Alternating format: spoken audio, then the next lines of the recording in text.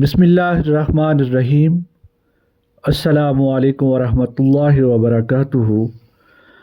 امید ہے کہ آپ سب بالکل بخیر و عافیت سے ہوں گے۔ اللہ کریم سے دعا ہے کہ وہ آپ سب پہ اپنا خصوصی فضل و کرم عطا فرمائے۔ رب اشرح لی صدری ویسر لی امری واحلل عقدۃ من لسانی یفقہوا قولی۔ خواتین و حضرات، آج کا میرا موضوع بڑا اہم اور نازک موضوع ہے، وہ ہے نیند کے حوالے سے کہ بندہ ساری رات کروٹیں بدلتا رہتا ہے مگر نیند نہیں آتی، وسواس اس کو گھیر لیتے ہیں، نیند کا کوسوں دور کوئی نشان نظر نہیں آتا۔ نیند نہ آنے کی وجہ سے بہت سی بیماریاں انسان کے اندر جنم لیتی ہیں۔ اس سے ڈپریشن بڑھ جاتا ہے، انسان وہم کی بیماری کا شکار ہو سکتا ہے،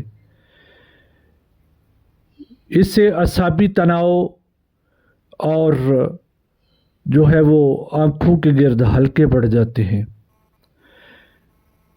انسان کی کام کاج میں وہ دلچسپی نہیں رہتی، وہ اپنے روزمرہ کے جو معاملات ادا کرتا ہے، جو کام کاج کرتا ہے، اس میں وہ پوری دل جمی کے ساتھ وہ پروگرس نہیں دے سکتا، جس کی وجہ سے مالی مسائل بھی پیش آ سکتے ہیں۔ نیند نہ آنے کی کئی وجوہات ہیں۔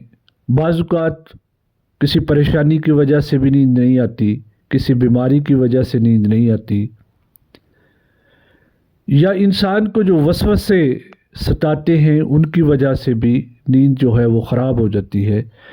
بعض اوقات کوئی خیال ایسا انسان کے ذہن میں جنم لیتا ہے کہ وہ جانے کا نام ہی نہیں لیتا، اور اس میں سے اور کئی ایسے خیالات ابھر آتے ہیں کہ انسان کی جو نیند ہے وہ برباد ہو کے رہ جاتی ہے۔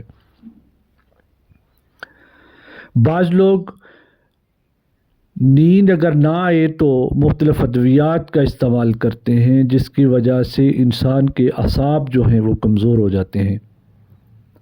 یہ مسئلہ مرد و خواتین میں اکثر پایا جاتا ہے۔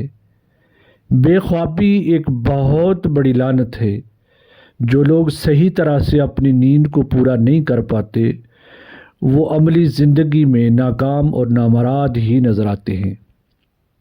پراپر نیند کا آنا یہ انسان کے لیے خوشحالی کا باعث بھی ہے، انسان کی صحت کے لیے بھی بہت ضروری چیز ہے۔